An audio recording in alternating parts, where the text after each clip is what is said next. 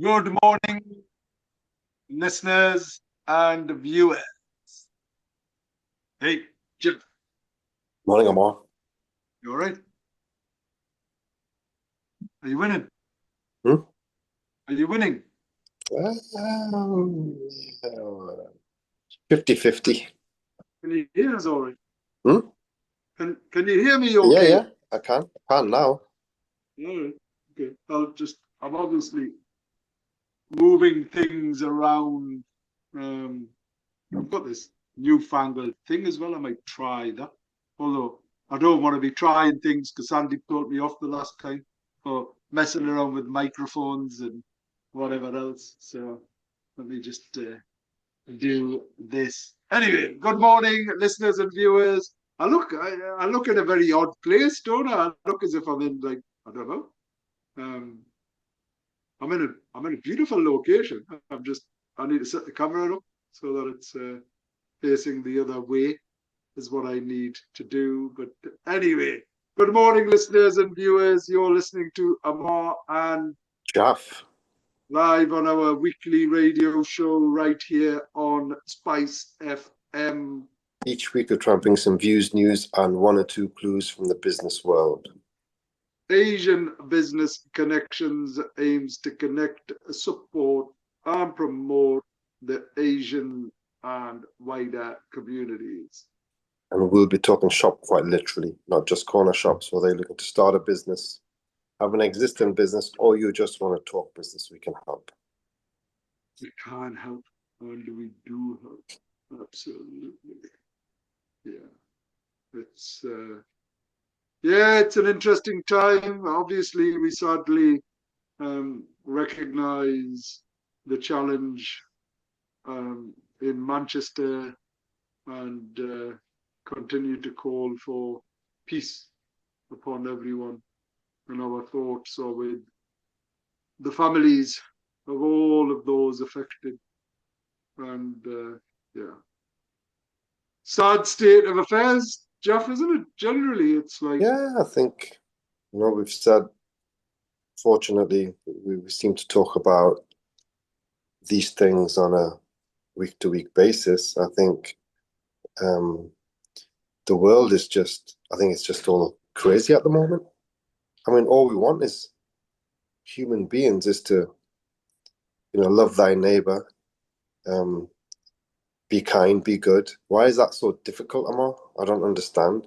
Respect differences because that's just, that's what makes life more, that's what makes the world what it is, more fun and exciting and interesting. You have different people from different cultures and we should, embrace and understand them and find ways where we can live together in peace and harmony. And I think that's just the basis fundamentals of life.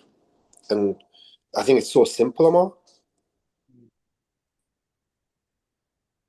I mean, you're absolutely right. And it was really interesting because, it was wonderful to catch up with you earlier this week, Steph. Obviously, I always thoroughly enjoy your company and equally your time and the respect that you're far too busy for me. But it was interesting when we was talking about generally life and religion and things like that, and um, it was also Yom Kippur, um, the holy religious festival.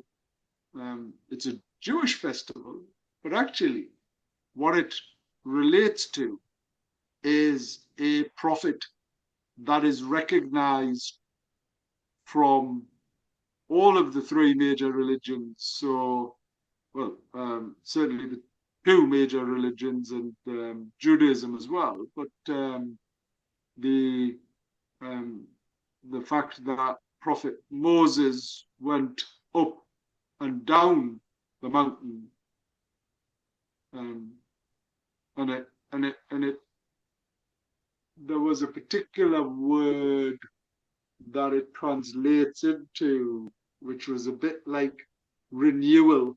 And actually, I think it's important that I pull up the facts. Kippur. So is it making reference to when the Torah was revealed, Ammar? This particular celebration? Yes. Okay. So it actually is atonement. So Yom Kippur, often called the Day of Atonement, is the holiest day in the Jewish calendar. It falls on the 10th day of the Hebrew month of Tishri, usually in September or October. It comes right after the 10 days of repentance that begin with Rosh Hashanah, the Jewish New Year, meaning it's a day dedicated to repentance, reflection, and renewal. And Jewish tradition holds that on Yom Kippur, God seals the book of life, deciding the fate of each person for the year ahead. Practices, it's actually a 25-hour fast, so no food or drink for 25 hours. You're refraining from work and certain comforts, attending synagogue services, which are among the longest and most solemn of the year, reciting prayers such as the Vidui, which is confession, and the Kol Nidre service that begins the evening before. Themes of forgiveness, humility, making amends with others, and strengthening one's relationship with God. It's both deeply personal and strongly communal. Greeting, the traditional wishes are Gamar Chitima Tova, may you be sealed for good in the book of life, or more simply, Yom Kippur Samich, having a meaningful Yom Kippur. And what is the religious connotation? And it is, because I was listening to this yesterday, actually. I'm sure it related to the fact that Moses, Prophet Moses, had gone up the mountain and received the 10 Commandments. And I didn't realize this, that according to the Bible and the various books, that when he came back down, everyone around him was praying to a golden cow. So they'd created a cow out of gold, and they smashed the tablets. And then Prophet Moses had gone back up the mountain, and it was at that stage that God had said, okay, I'm going to give you another chance, and give him the 10 Commandments. And when he came back down is when they were accepted as the 10 Commandments. And the 10 Commandments, fundamentally, regardless of your religious views or not, Ammar, what age was that?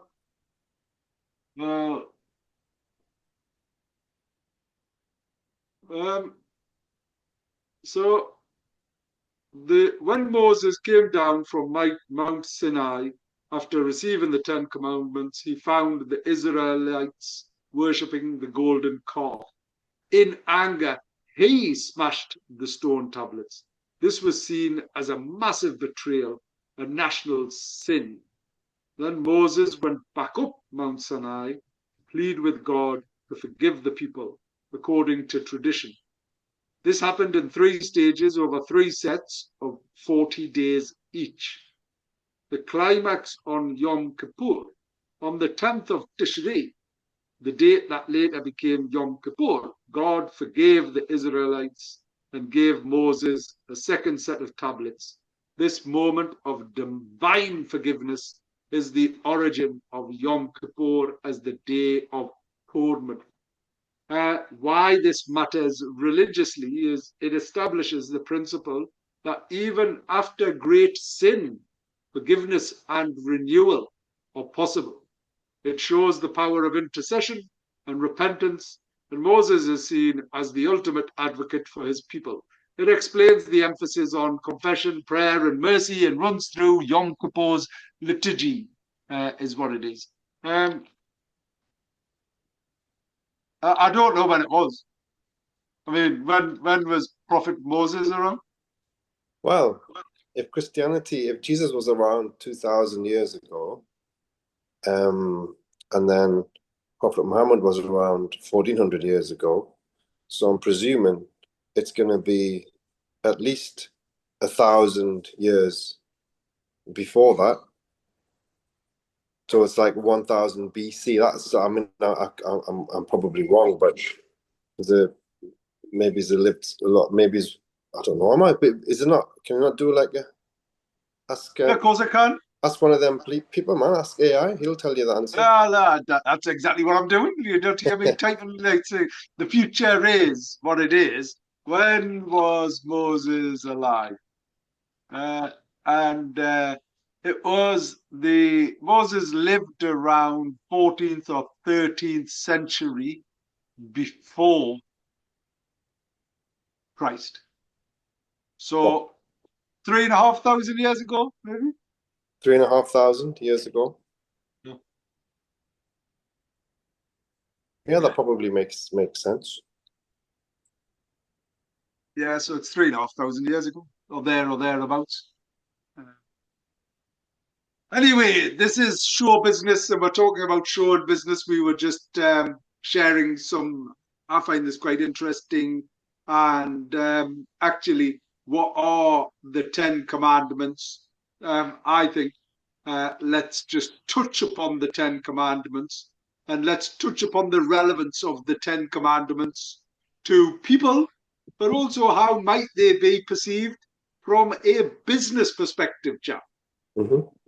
Right? So the 10 commandments are, I am the Lord your God. You shall have no other gods before me. Do not make idols. Do not create or worship graven images or idols. Do not make the name of the Lord in vain. God's name is holy. Do not misuse it. Remember the Sabbath day and keep it holy.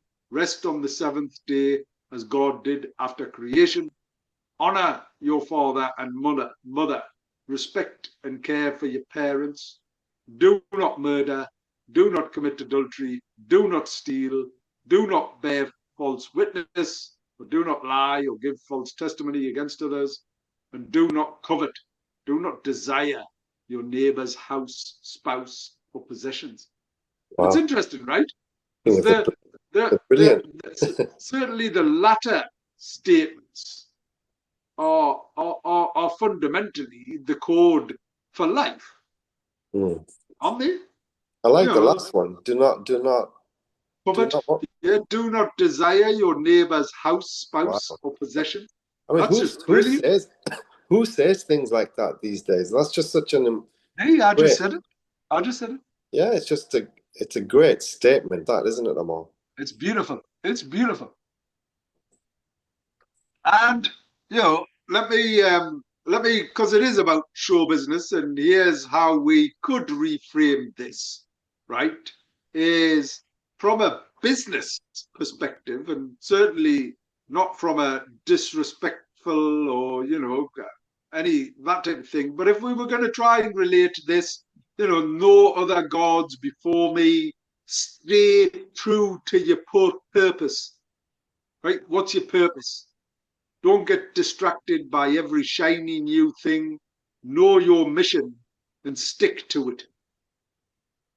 Isn't it? As in, what's our personal purpose, and then what's our professional purpose? No idols. Don't worship false success. So fancy titles, quick wins, vanity metrics, they are false idols. Focus on real value, not appearances. Don't misuse God's name. Mind your reputation. In business, your word is your bond. Don't promise what you can't deliver. Keep the Sabbath holy. Protect work-life balance. Even the hardest working entrepreneur needs downtime. Rest fuels resilience. Honor your father and mother. Respect those who came before you. Learn from mentors. Honor past sacrifices and build on strong foundations. Like I often say about my late mother and my late father and your father, Jaff, we need to honor them. Do not murder. Don't kill opportunities or people's spirits. Be tough but fair. Cutting corners or crushing people for short-term gain damages long-term success. Don't commit adultery. Stay loyal. Loyalty in business means sticking by your team, your partners, and your values. Don't chase every quick affair that looks profitable. Do not steal. Operate with integrity. Don't copy. Don't undercut unfairly. Don't exploit. Build your own path. Don't not bear false witness. Be honest in business. Truth builds trust. Lies might win a deal, but they'll cost you credibility. Do not covet. Don't compare. Compete smartly. Instead of envying your competitor's success, focus on what makes you unique. Comparison drains energy. Innovation creates opportunity. What do you think about that, Jeff? Amazing, man. It's so good. It's Isn't it? the way that the way that you've connected the two together, actually, it makes just so much sense. And I think these are the fundamentals of business and fundamentals of life. And I think that's why the world is so lost, because we've geared away from these type of teachings, these type of values. And I think if we were able to, go back to tradition, and bring them into our daily lives and daily business, I think we would all be in a better place. Yeah, I agree. I mean, purpose is the most critical thing, right? What are you doing? What you're doing? Why are you doing it? Mm. Isn't it like you wake up in the morning and you go, oh, I've got to go to work. Yeah, but why are you going to work? Oh, I've got the family. But why are you doing that? And it's actually having a purpose in your life is probably the most important thing. Anyway, on other religious news, and the Archbishop of Canterbury, so the church has appointed the first time ever in 1400 years, right? The Bishop of London will replace Justin Welby and be the first woman to take the role. Sarah Mullally announced as new Archbishop of Canterbury.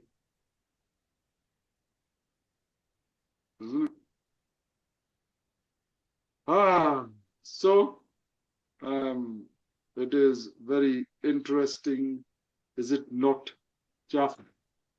And it's sad, but the business topic of the week, we've touched upon that, probably business topic of the week, the importance of one-to-one support for SMEs. What does that mean? It means that from survival to scale, how one-to-one business support helps SMEs thrive. So one-to-one support can mean the difference between survival and sustainable growth. At the SME Centre of Excellence, they've delivered thousands of sessions that give SMEs clarity, confidence, and practical solutions. So personalized planning, unlocking funding, navigating compliance, building confidence, and turning challenges into opportunities. Jeff, how important has it been to you um, to get support? And I'm not talking about through SME or me or anything like that. Like, what was the value or the benefit of like having one-to-one support? Um, I think when the support was available and we were aware of it, and that support was it was substantial or substantive, as in we were able to we were able to get access to individuals who were kind of top of their game, um, and able to understand our business needs, operations, and how to set up and create something from the grassroots up. And they've been in that world themselves before. I think that is when that support became really valuable. So that support was available many years ago, and 100% I kind of benefited. I mean, I've benefited so much from the work that we've done with ABC and all the great individuals that we've met over the years, and I've mentioned that on so many occasions. And that is support when you go into networking events and you're picking brains of, individuals, really intelligent individuals, and you become a sponge. That there's that level of support. But one-on-one support, if I was to name names, Andy Hook, managed to get to know him, really top restaurateur.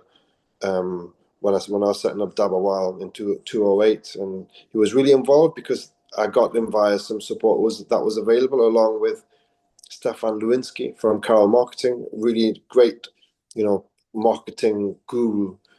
To have individuals like that helping us, it really opened my eyes. But unfortunately, today, if we needed support, I wouldn't know where to turn apart from getting in touch with yourself and getting in touch with people that are at ABC. But even those those schemes that were available, I just don't know anything that is substantial enough. I mean, they might say, "Oh, we've got this, and this," but are you gonna really give us the ability to work with some top individuals? I don't know, Ammar, if that is the case these days. Yeah. Um, Because do you remember Business Think? It changed to something else, then it changed to something else, then it became something else, and none of it did what Business Think did. yeah. Oh no, you're absolutely right, and it's quite a challenge, right? Is what it is. So, um, Like the local economic partnership and stuff like that. I don't know what it's done for businesses, because I don't know even no one's come to me and said, "Oh yeah, I went there and it was a real benefit and we gained this and this from it." yeah, no, there has been, there has been, um,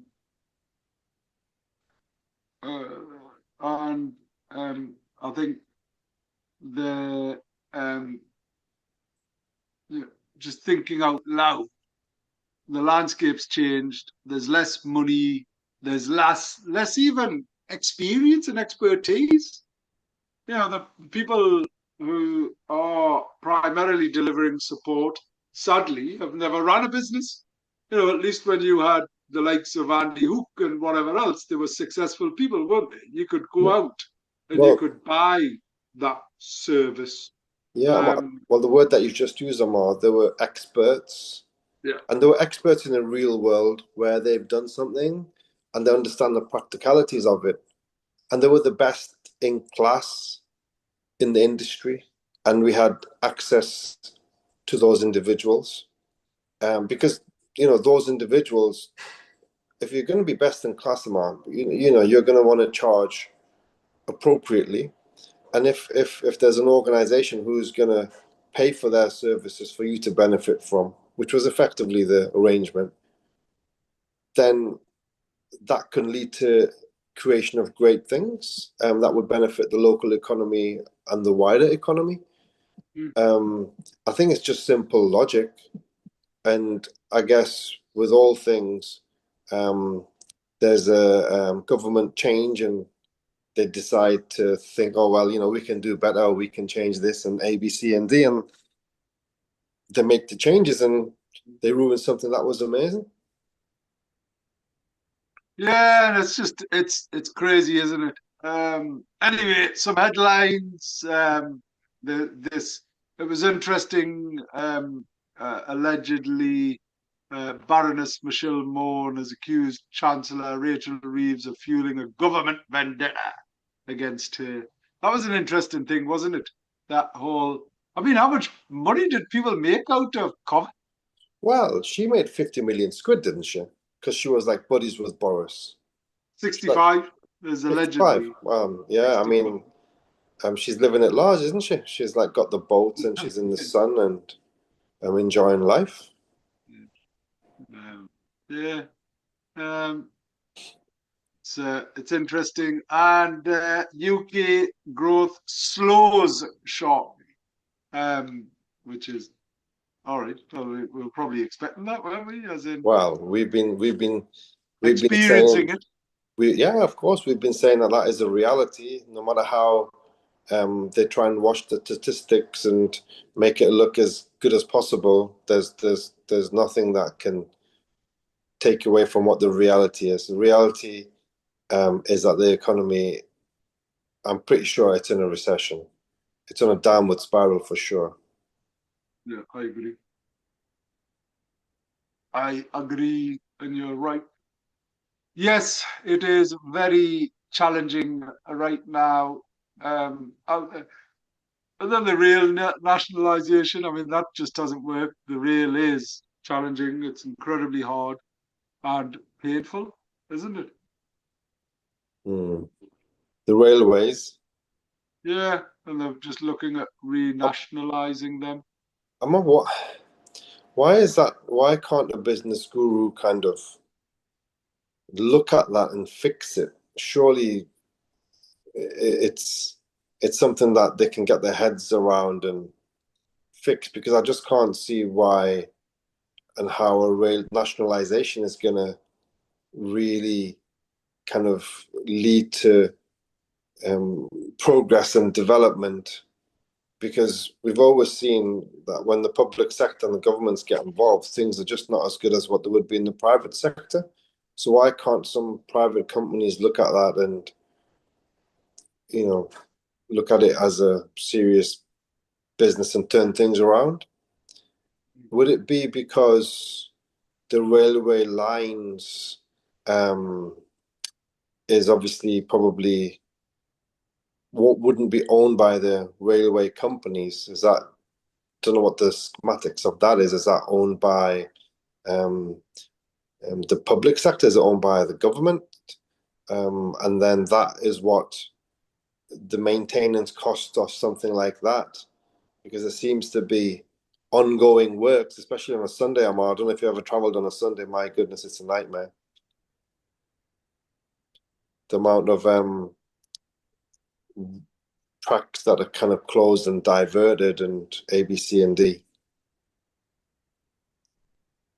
Yeah, it's just, I mean, look, the key thing, I think the key thing is that um, we as an organization, as a country, have incredibly dated. So the Network Rail organization and the country has very dated infrastructure. I mean, the railway lines were built 100 years ago. Well, there was a 200-year anniversary last weekend, is what it was. Mm.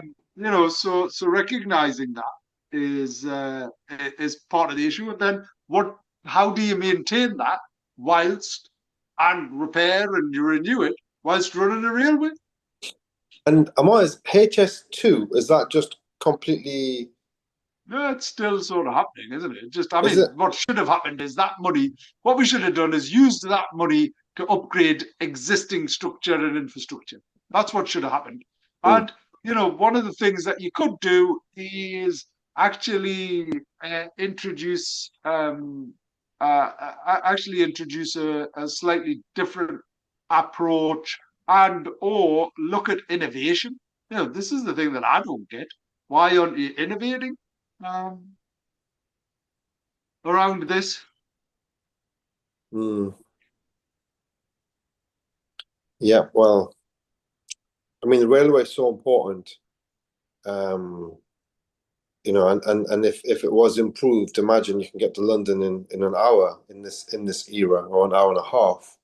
It would make the country so much smaller, business and communication so much better, Yeah. and the overall benefit would just be incredible. But obviously, when you think about the foresight, Ammar, that some of our leaders showed, let's say a couple of 100 years ago, when they thought that, yeah, we need underground. I mean, it's mind-boggling, isn't it? That I don't know when, but and I can't remember which particular underground station. But when you see that this is the first one, and it was done in 1820 or whatever it may be, Mad, isn't it? and you think, my It's goodness, absolutely crazy, is what it is. what foresight? I mean, were there not talks somehow of your friend, and he was explaining to you on how in the Middle East, when they've done the kind of metro system, they've kind of gone at a particular height, and it's all concrete, and it's really, really stable because it's not in the ground, and they've just created a new infrastructure, and they've just safeguarded their communications and the transportation for X amount of years. Was it not? Did he not explain that would be the only way to kind of modernize our railway system? I mean, look, there's things that you can do. There's without a doubt. Look, I mean, if I looked at how much money has and can and was spent, right, on structure and infrastructure and HS2 preparation and everything else. Imagine if you just lifted the lines, right? So you've got the railway there, haven't you? Mm. Right? And you lifted the lines and you introduced additional different types of trains, or you electrified whatever, or you don't want to. There's got to be some technology which says, okay, the tracks have to remain the tracks, right? And we need to maintain the tracks. And that's why there's service challenges and whatever else. I equally think in this day and age, why aren't they doing it overnight? As in, why can't you just do things? You can put lights on things, you can do whatever, and just do sections and sections. It's because, we You don't want people gotta to pay. work. You gotta pay the staff more money, man. Well, okay, but it's nowhere near the money that you've got to pay for whatever it is. I just feel as if there's got to be a better solution. Anyway, we're coming up to I'm going to share and show the range of businesses and attendees this week. I think the ABC dinner, Jeff, it's sold out again. It's a brilliant Amazing. place. We've got all of these companies and organizations coming together, supporters. Naturally, RBC Brewing are the headline sponsor. For the first time, we've had such a significant headline sponsor, and then we've got all of these organizations coming along, supporting us, sort of getting involved, celebrating what we have to offer. And I'm really excited. Oh, it's amazing, man. It's like highlight of the year.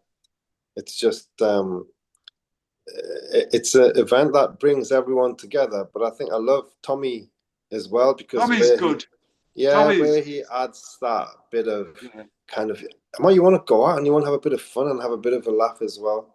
It's a business event. It's going to be serious matters are going to be talked about and covered and stuff. But I think just having that bit of fun added to it, it kind of makes it all that more enjoyable. Oh, I think so. I agree. I think it's definitely something. When I say to people, it's probably the best event that happens. Excuse me. It's probably the best event that happens And people would naturally expect me to say that. But, Jeff, if you think about what we've created an environment where we're celebrating people. We've created an environment where it's inclusive. So, yes, it's the Asian Business Connections Awards. Yes, it's a platform for Asian people to be recognized for their sustained and significant contribution. Um, uh, but actually, we've made sure that we don't leave anybody behind, right? So the serious message is there. But to be able to come together and take the mickey out of each other, right? And it's not about it's a Mickey take. It's just about having a bit of fun. It's an evening event. And a lot of the time, the way that Tommy translates things, they're the things that people might be thinking. He just says them, is what he does. Yeah. No, it's good. It's old school. I think it's nice to have that old school, politically incorrect host that adds. Well, I don't think it is politically incorrect. I That's just think it's perception that people have. politically incorrect in today's climate. Everything's politically incorrect. It's ridiculous. It's woke, man. It's good to. Anyway, this isn't the walk or the rant and rave show, is it? It's show business. And we've got a special guest coming on, who's kindly brought me a hot water 12 minutes late. And not that I was counting, but very, very kind for our special guest. And more critically, what I want to talk about with our special guest even is not just about the awards, and we're talking about the awards and such like, but the importance of that. And also, Jaffa, there's probably something around culture in care homes, right? Because the times have changed, and regardless of us reading out the Ten Commandments around honor your mother and father, it is a space and a place where, from a comfort perspective and what you can actually do for someone, is really, really important now. And where are they best suited, and if they have additional medical needs and requirements and things like that. So anyway, HWI Solutions, I'd come across this organization last year and realized that they had and were something special and different when it came to providing staffing and support and resources to the care home industry. And everyone's like sort of living longer, aren't they? Everyone's sort of experiencing more challenges. Sadly, my father-in-law is in a hospice. He was in a care home, and they're really expensive as well. So when you're paying for care homes, you want to know that you're getting the best service, don't you? You want to know that the best people are looking after them. Yeah. They're the most precious people in the world, is what they are. And Louise is here. So squeeze in, Louise. Wheel in, and we'll fix this camera a bit. And there you go. So hello, Louise. Hi. You have to speak louder. Hello. You need to speak prouder. You need to speak prouder. I'll move slightly out of the way. Jeff, can you hear Louise all right? I can hear Louise, but I can only see just the part of it. There you go. That's better. Yeah, that's your phone. Turn your phone the other way. There you go. That's better. And I should always tell you to turn your phone the other way, because then we can see you widescreen and it fills the screen, and you can see us. Is what you can. Anyway, Louise, who are you? What you do? Why do you do it? So I am Louise. I am the owner of HWI Solutions. We are a care and nursing agency in the Northeast. Want to go nationwide, but predominantly in the Northeast at the moment.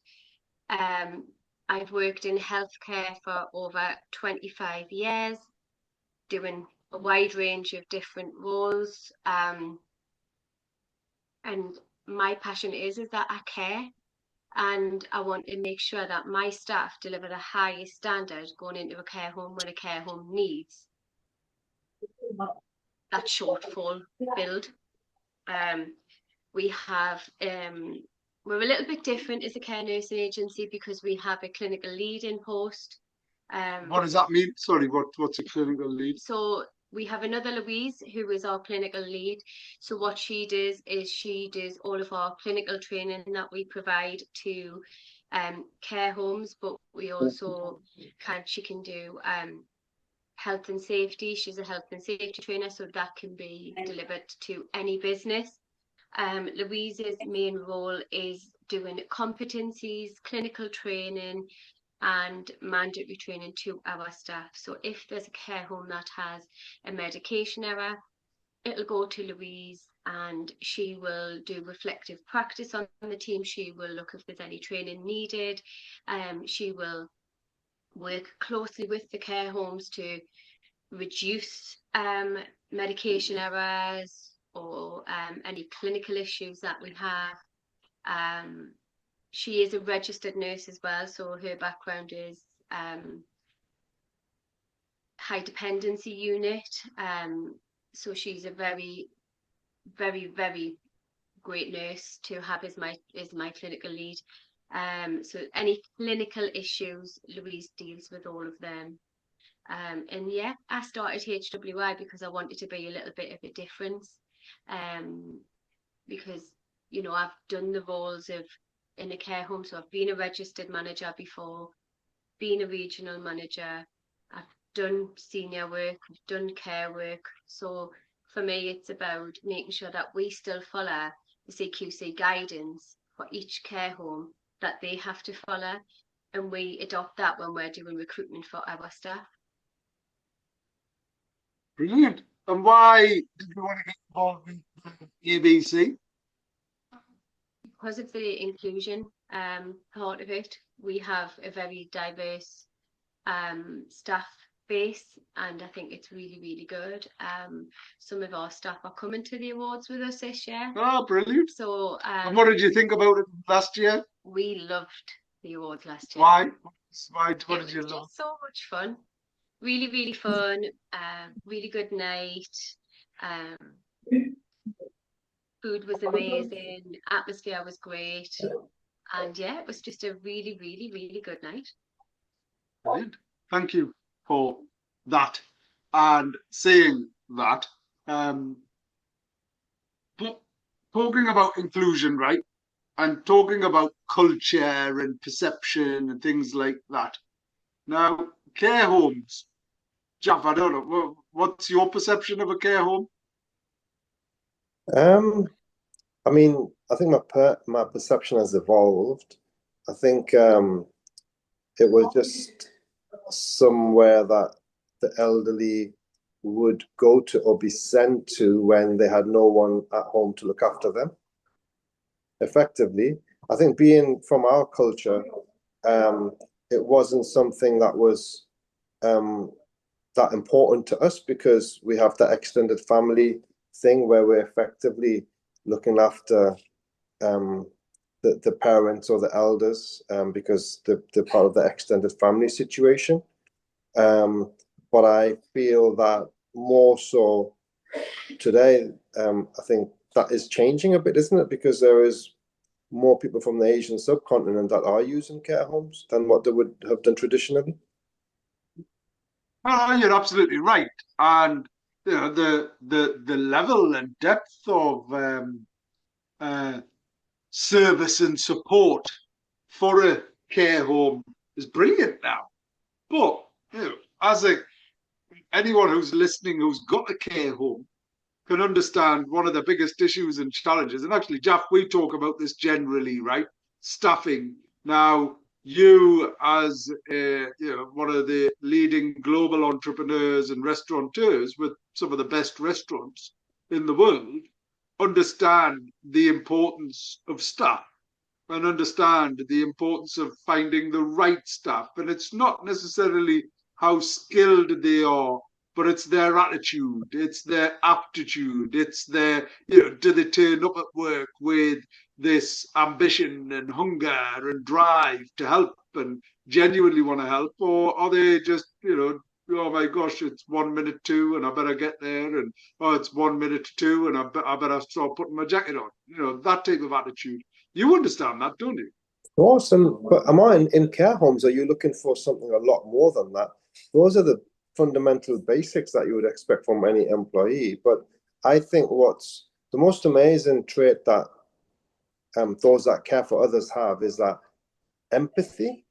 And I think that's not in today's society, unfortunately, that doesn't come naturally because people are just so self-centered. So how would you, I would ask the question, Louise, how do you recruit and how do you find people that are empathetic, or are you able to have a training program that gives them that mindset?